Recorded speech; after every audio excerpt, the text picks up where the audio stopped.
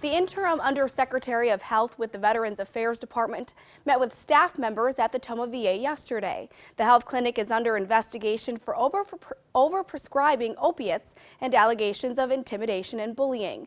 News 8's Kyle Dimke joins us now with more on the investigations. Well, Brittany, during her visit to the Tomah VA yesterday, the Interim Undersecretary held a town hall meeting with staff, giving them the lowdown on what's taking place and asking for any feedback or concerns staff may have. Now, there are two investigations taking place. The Undersecretary says investigators will be talking to patients, staff, and whistleblowers so the Tomah VA can get back to providing care for our veterans.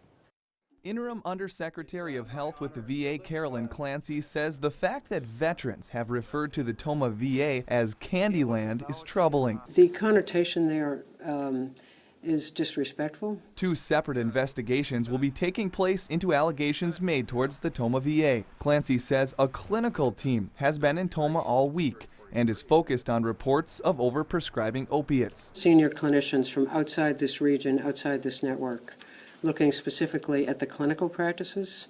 They're interviewing a lot of people, looking at charts and so forth. Clancy says this specific investigation does have some challenges. What makes this whole set of issues challenging is that a lot of it is judgment on the part of the clinician. It's judgment based on the unique circumstances of an individual patient, and obviously many of the men and women returning, particularly from recent conflicts, are dealing with a variety of serious issues, many of them associated with chronic pain. The other investigation will focus on allegations of a hostile work environment created by the VA's former Chief of Staff, Dr. David Houlihan. Starting next week, there's a group called the Office of Accountability and Review. This was a group created last summer, and they invest allegations against senior executives in the system about retaliation, intimidation, and so forth, because Secretary McDonald and I have made it very clear that that kind of behavior is completely unacceptable.